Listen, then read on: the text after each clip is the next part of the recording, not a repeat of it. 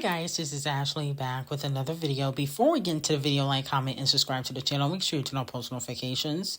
So it looks like Caresha is not too happy with Nicki Minaj, and she has shaded Nicki Minaj on social media because she is jealous of Nicki Minaj and JT's relationship.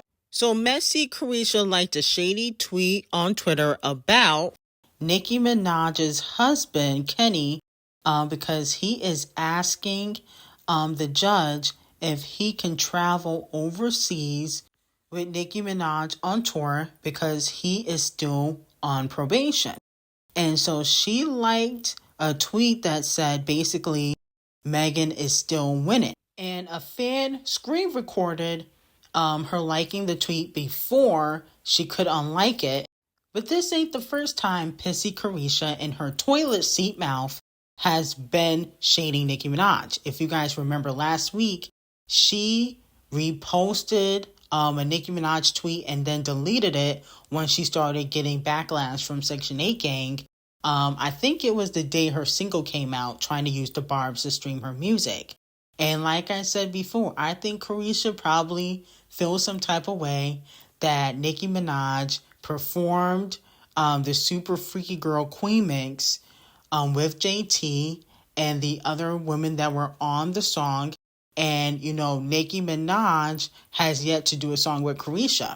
So I think pissy face Caresha is subliminally jealous of Nicki Minaj and JT's relationship because Nicki kind of pays her dust, doesn't give her the time of day. But she has performed with JT. She promoted JT's No Bars. She did a Super Freaky Queen Mix with JT. And then on top of that, a few months ago, JT talked about how she gets advice from Nicki Minaj regularly. And this was in an interview when she was promoting the City Girls album, and Caresha wasn't too happy about that. It's not easy. Losing and getting back up, it's not easy. I used to be like very, very negative. I'm not gonna lie, like overall in my career, like feeling like really like I can't do this or like I can't do this. But you know who I talk to a lot and who got some real thick skin and real encouraging words? Nicki. She do not play. Like she do not play. Like if she told me one time, she was like venting too much about the same thing as complaining. Like get back in that studio, do this and like do that. And that's where like one of the things come from. Just having her to having my back and just telling me certain things. It's a great outlook. Like seriously. Because that's life. Like not just she'll say every day you won't win, but you a loser when you don't try. Ooh. So as you can clearly see, pissy Caresha was looking stank when JT was talking about Nicki Minaj. And I honestly think it's jealousy. I think that she is upset that JT is cool with Nicki Minaj. And that's why Caresha is team Botch and Bitter. And her and Mr. Brown don't really mess with JT, but they mess with Botch and Bitter, even though Mr. Brown was talking about Botch and Bitter's kids, a few years ago, but they have a common denominator, and that is Nicki Minaj. They all three don't like Nicki Minaj, and that's why they all click up. Now, moving on from that, NME gives Doja Cat a 5-star review for her 2024 Coachella performance week 1. They said for the rapper, expressing herself often means doing things others might not, either because her form of expression is too off the wall for the rest of the world or too controversial. Tonight she proves the former spirit is well and truly alive, bringing a touch of brilliant weirdness to the desert. The rapper puts on one of the most creative sets of the festival. Wow. And a lot of fans are calling Doja Cat the Queen of Coachella. They're renaming it like, when Queen Bee performed, it was Beachella. They are now renaming it again and calling it Dojacella because she put on one of the best performance, at the festival, okay? Now, with that being said, allegedly, Justin Biebs, wants to work with Doja now. He was posting hella pictures and videos of her on his Instagram. He was there with his wife. And I saw also a video of Tyler, the Creator, mesmerized by her performance. And one thing I will say is Doja Cat is a phenomenal performer. You can't take that away from her. She's just top notch when it comes to her creativity and her visuals. And to be quite honest, she don't sound like anyone else out, okay? All the girls are making twerking poom poom shorts music, and Doja Cat is not doing that really. Now, moving on to Botch and Bitter. Is Botch and Bitter's budget getting cut? Okay. Now, Joe and Messy Academics were talking about the fact that Titanic Records has been firing people and not funding new artists. He also spoke about how certain artists like Meek Mill have basically gotten dropped by Titanic Records. And I'm thinking Botch and Bitter gonna be next. Do to raise the revenues? Cut. That's right. That's what they've been doing in Atlantic, though. You ain't the Atlantic team? Atlantic Records? What? Yeah. Depending what is it? They have been letting people go and not spending on signing new talent, especially in the last 2-3 years, just because they wanted to increase the bottom line of the company because they're owned by Warner, and Warner is now a publicly traded company. You know this, T. Yeah. That's why, that's the Meek T. When Meek is like, oh, but no, Meek, they had an option to re-sign you for a certain amount. And they did it. It wasn't behooving their businesses. They just let you go. Of course, I'm going to now contextualize as you're flopping. It's all good. And anybody get these AI artists popping too, so we ain't really got to spend no money on you niggas. Yeah, that might be happening as well. Okay. So, Academics confirms that Meek Mill got dropped.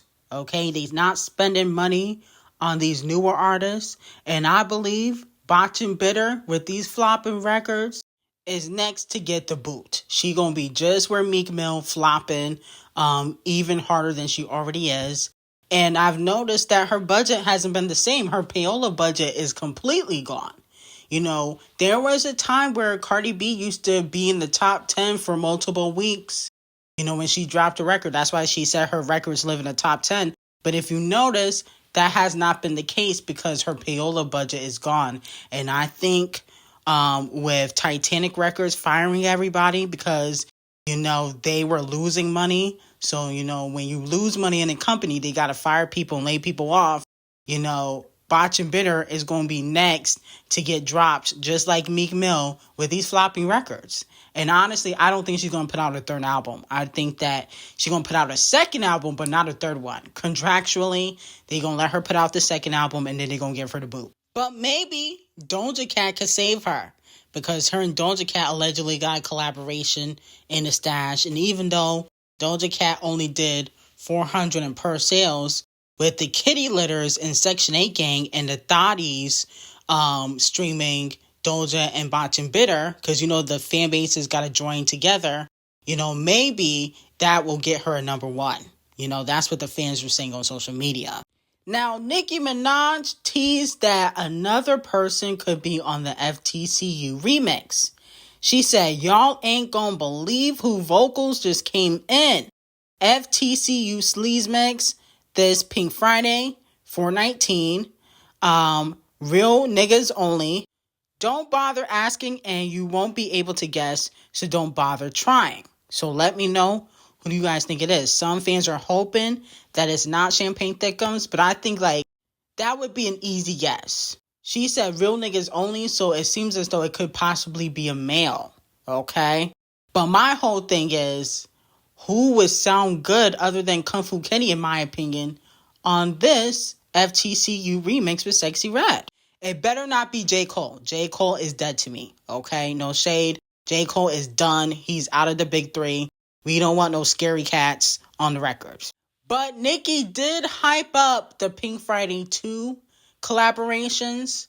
And I wasn't impressed with nobody that was on Pink Friday 2. Okay? The Billie Eilish, song, that was a sample, so that don't count. But everybody else was kind of like, okay. Now, fans are also calling out Champagne Thickums for wishing Sexy Red a happy birthday. He said, more life to my GOAT. And fans noticed that he did not wish Nicki Minaj a happy birthday. And he also did not promote, Pink Friday 2 or Needle, but he was in Sexy Red's music video, Get It Sexy. Well, here's the thing. I mean, Sexy Red is giving up that coochie, Nicki is not. So, of course, she's not getting no shout-outs. Sexy Red is bending it over for Champagne Thickums, in case you did not know. Very obvious. And at the end of the day, I keep telling y'all, Champagne Thickums really don't like Nicki like that. Okay? Now, maybe if she had given up the coochie, he would have been, more supportive within the last few years. But, Champagne Thickums, he got a record coming out with Scratch Off because he's still smashing Scratch Off's sister, Brooklyn. So I don't really think he cares about Nicki Minaj like that. He doesn't have any loyalty. Speaking of Scratch Off, allegedly Scratch Off is working on another diss track to Ice Spice because Ice Spice previewed, her diss record to Botch and Bitter and Scratch Off at Coachella.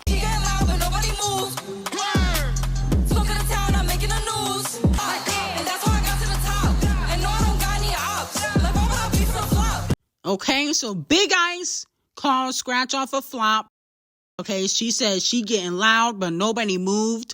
And so Scratch Off is coming back, and she's writing a diss track to Ice Spice. Okay, now if you remember, she dissed her in, I think it was Side Chick Sunday. Scratch Off said, "Think I'm the ish? Bitch, I know it, ho." Remember, Ice Spice had that song, "You think you the shit, you not even a fart." So she replied and said she does think that she's the ish. And she also said, "Jesus walked on water, but I got ice boiling though." To me, the Ice Spice and Scratch Off beef is kind of boring. It's not as entertaining as Kung Fu Kenny and Champagne Thickums, or Champagne Thickums versus everybody and Nicki Minaj versus Megan. It's not as entertaining in my opinion. I think that Scratch Off and Ice Spice should just go on Zeus Network and do a boxing match. I could be onto something. Everybody got to pay $5 to watch Scratch Off and Ice Spice box. And you may be wondering, well, why would they fight? Well, Scratch Off said she wanted a one-on-one with Ice Spice. In the Sunday service song, she said, "I just want a one-on-one. I don't know why she's so nervous." She wanted scrap. Okay? And I also believe she threatened Koi Fish. So Scratch Off believes she got hands, even though I heard she got beat up by Super Peach. But that's neither here or there. Now, Courtney Love dissed Queen B in her new interview. She said that she likes the idea of Queen B doing a country album, but doesn't like her music in her new interview with The Standard. She said that she likes what Queen B is doing with her country record because Black women going into spaces where previously only white women have been allowed is a good thing, okay? But she said that she likes the concept, but she don't really like her music. Ouch! So you don't like Queen B's music at all, Courtney Love? If I was you, I would keep quiet before camel face get to blackballing. Now, Courtney, why are you hating on the Queen of Music like that, saying you don't like any of her music? You don't like one song by Queen B? Not one song? I think there's a little hateration going on. And you might want to redo your interview because you don't want Queen B to get to blackballing. Okay? See, a lot of artists that often speak out, where are they now? Khalees, music career over, making cookbooks. No shade. Okay? Carrie Hilson, career over. Okay? Mr. Brown, aka Saucy Santana, career over. Okay? Erykah Badu, career over. Okay, and then she went back and backtracked on Instagram saying how she loved Queen B's country album. See, you might want to redo that interview because you don't want Camel Face to make some phone calls. Okay, to run up and say you don't like any of Queen B's music, that was just hating. Like, you like one song, stop it. You know you like one song.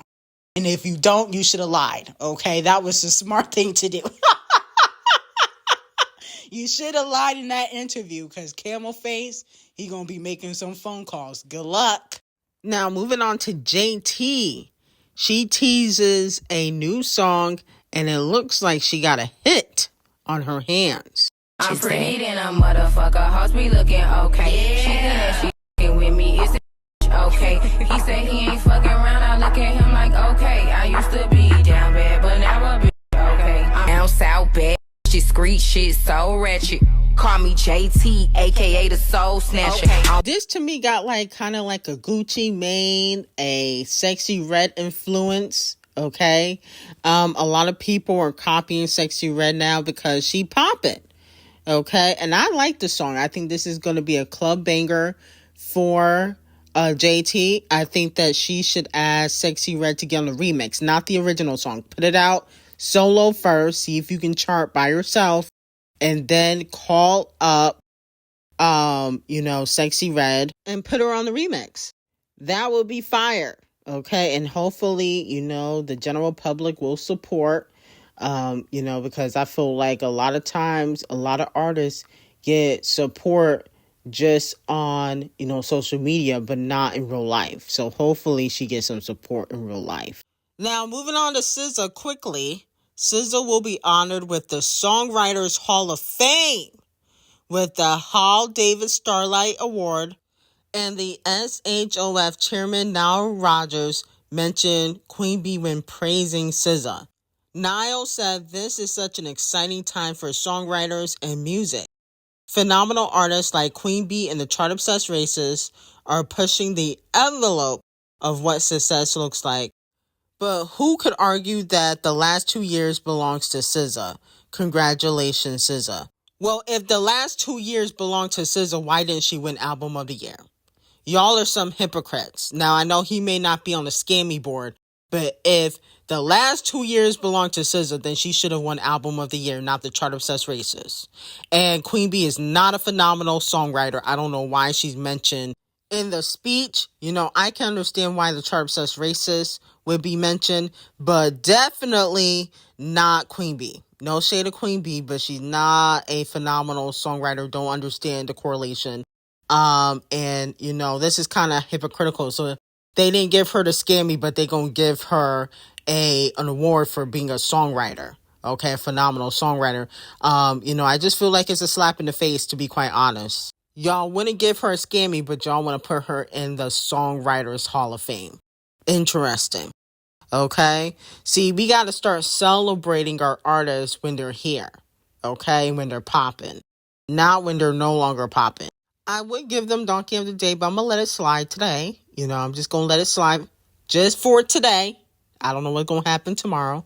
But anyway, I got some hot tea on Patreon. Link will be in the description. And I will see you guys in the next video. Have an amazing day.